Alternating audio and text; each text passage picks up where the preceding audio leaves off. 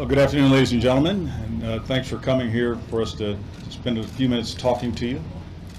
I'm General Vince Brooks. I'm the commander of the Republic of Korea U.S. Combined Forces Command, U.S. Forces Korea, and the United Nations Command.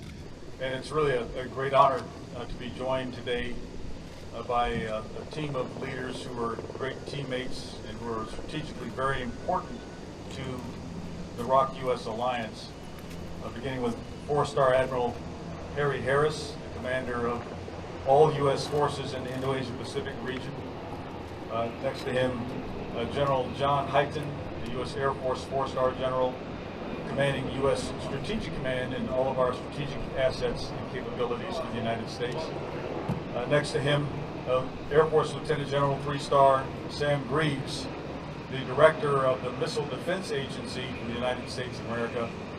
And then to his right, Brigadier General Sean Gainey, who commands all Army air and missile defense forces throughout the Asia-Pacific region. And to my left is my very important Deputy Commander for the Republic of Korea U.S. Combined Forces Command, Korea 4-star General Kim Byung-ju. We're delighted you're here. As I mentioned, each of these leaders is important to us. They are here to have a first-hand look at our daily efforts in preserving the armistice and also in our daily efforts to be prepared to defend the Republic of Korea. And we're delighted to have them here. And with that, we'll open it up for any questions you might have, please. God bless America. Well, these exercises are very important. It's been made very clearly by our national leadership that the actions and activities of North Korea are dangerous for the Republic of Korea to begin with, for the region, for the United States of America. We have had the responsibility of providing military options to our national leaders. And exercises are our way of making sure that the option is a ready option. It's a capable option. And that's what really underpins deterrence. And so, in our view, we have to continue to exercise until we have a reason not to. And that reason has not yet emerged. That may cause some noise from North Korea. That's what we routinely expect. But it doesn't stop us in our resolve to be as ready as possible and leave the greatest number of options. So let me talk about the McCain, USS John S. McCain, just very briefly. Thank you for the question. Our thoughts and concerns and prayers are now at this stage with the crew and with the families and shipmates of those that are missing. So that's where our PACOM's and Pacific Fleet's area of focus is. And so I want to acknowledge that and let you all know that we are working with our friends in Singapore and other nations in the region and to help in the finding of the search and rescue effort for those that are missing. Beyond that, I don't want to talk too much about what is going on because the Navy, the Chief of Naval Operations has ordered a major investigation into this. That investigation is a Navy matter, not a PACOM or a joint matter. I will say that the operational pause, I believe, is important. We've had a number of unfortunate incidents in the Navy recently, so this is an opportunity for ship commanding officers to take a pause, to take a look at his or her procedures, and look at the readiness of their crews to do the difficult job of sailing at sea. It's a dangerous work that we all do, whether you fly airplanes or whether you sail ships or whether you are a trooper on the ground. We are in a very dangerous business, us and our Korean allies and our allies and friends and partners across the region. We do this because we believe in the seriousness of the endeavor. We believe in our right to defend ourselves and our allies, and we believe that this is something that we must do. As far as the operational pause having an effect on our ability to defend our nation and our allies, it will not have that effect. We will sequence the pause in such a way that each ship will have the ability to reflect, but the force writ large will maintain its primary responsibility of defending our homeland and defending the homelands of our allies. Thanks very much for the question. Land that I love. So the perception is in the eyes of the beholder. And I would hope that no one would test the United States on the perception that we've had a problem with the USS John S. McCain in 3 other incidents. That would be a very foolhardy thing to do. As far as the effect on our ability to defend the peninsula and our interests in the region, I believe it will not have an effect. The U.S. Navy is large. We have a lot of capacity, and we'll bring that capacity forward if we need to. Stand beside her and guide her. The most important starting point is the diplomatic starting point. So we hope and we work for a diplomatic solution to the challenge presented by Kim Jong-un. And a strong diplomatic effort backed by a strong military effort is key, because credible combat power should be in support of diplomacy and not the other way around. As far as a timeline, it would be crazy for me to share with you those tripwires in advance. If we did that, then it would hardly be a military strategy, would it not? Thank you. Through the night with the light from above. First, on the question of provocations by North Korea, we have to recognize there have been over 28 in the last 18 months, and that includes 2 nuclear tests. So having a pause in provocations is always a good thing. That means there may be some success in the diplomatic efforts. But these decisions really have to be left up to Kim Jong-un.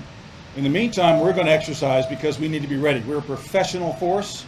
This is an alliance of 2 very professional militaries supported by a broader coalition of the United Nations Command. And being in readiness to fight tonight if we have to is what we'll do. So that's what we're going to concentrate on. And we would certainly hope that Kim Jong-un would make wise decisions about that. Hey, this is just early days on the John S. McCain issue. So we're looking at that. I'm going to leave it to Admiral Swift, who's the Pacific Fleet Commander, who's the commander for both the 7th Fleet in Yokosuka and the 3rd Fleet in San Diego, to figure out if there is a need to move other assets forward and what those assets are. But I'll tell you today that the ballistic missile defense destroyers and cruisers that we have in the region, they're only part of the layered defense in depth that we have to defend ourselves and our allies. If you look behind me and over here, I mean, that's Patriot. I mean, that's why we have Patriot here. That's why, in conjunction with the Republic of Korea, the alliance decision was made to bring THAAD onto the peninsula, into South Korea, because it's part of an entire defense in depth scheme that we have, and I think we should remember that it's not just one piece of that, it's the entire structure, if you will. Thanks. This land is your land. This land is my land. All right, so on the first question with regard to the red lines that President Moon mentioned that you referenced, you know, I don't want to get into the business of interpreting President Moon's red lines. You should ask President Moon what he meant. But I believe strongly what I said to an earlier question, and that is that diplomacy is important. And so the diplomatic lever has to be applied first, and a diplomatic lever is stronger, more effective, more powerful if it's backed by credible military power.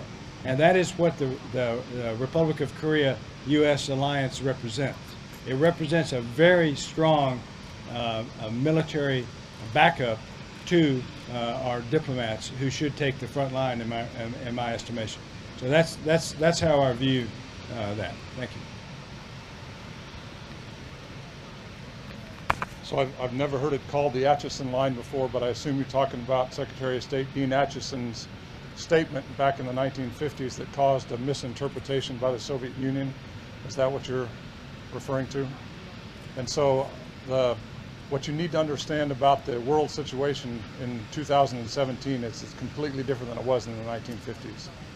Today's world is a multipolar world with a very complex set of situations.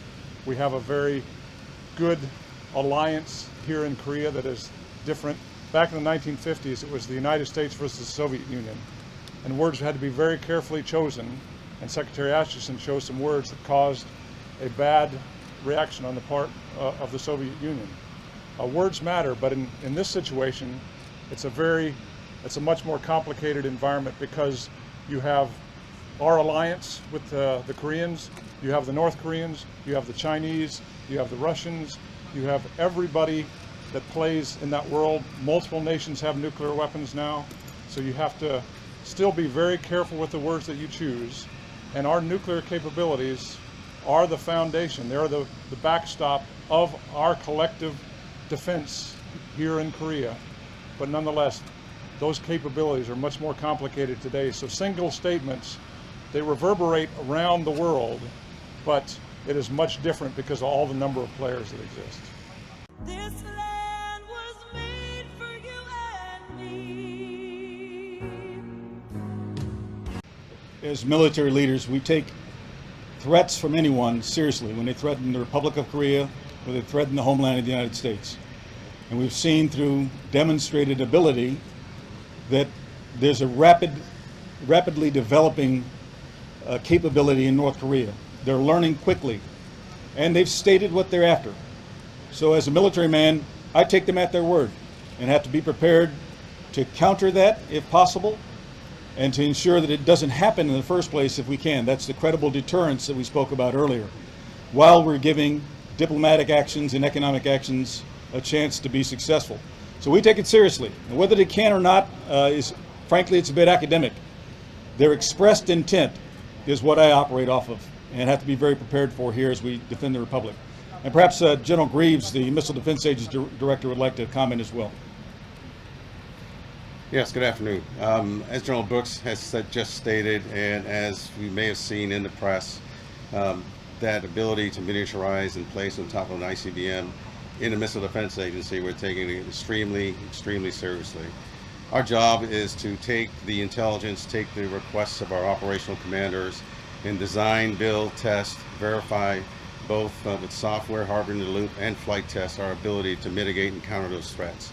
So the answer is yes, we are taking it seriously, and we are taking steps to, again, plan, design, build, and test mitigation against that threat. Thank you. One nation, under God, indivisible, with liberty and justice for all. All I can say is I'm very confident with our missile defense capabilities.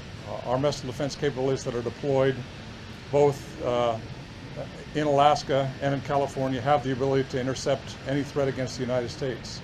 I'm also very confident about the capabilities that we've deployed here into theater. The sea-based capabilities that Admiral Harris described, as well as the Patriots that you see here, as well as the THAAD that we've deployed in concert with our Korean allies here on the peninsula. They all have those capabilities. When we think about how we deal with the threats in North Korea, that is a joint problem that we work with our Korean allies. I'm a supporting commander to General Brooks and the Combined Forces Command of Korea. I provide all capabilities that Strategic Command has in order to provide him options to deal with things. Those are space capabilities, cyber capabilities, deterrent capabilities, missile defense capabilities. We provide all those forces that give General Brooks options to deal with that, and then we work it inside the alliance to develop a collective defense of the peninsula. And all those options will be considered by our leadership as well as our political leadership. Thank you.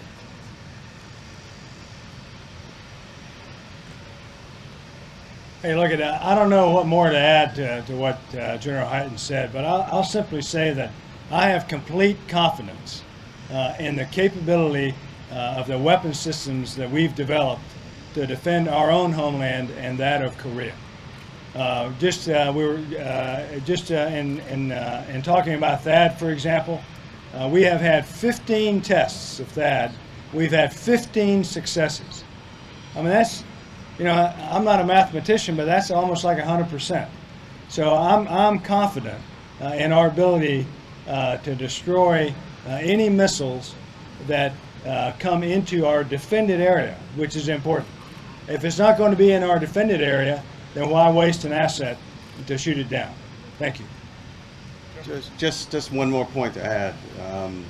The systems that we deploy, the Patriot and the THAAD, we take great pains to design, build, test them both in a software lab with hardware in the loop, as we call it, as well as actual flight tests under very credible conditions.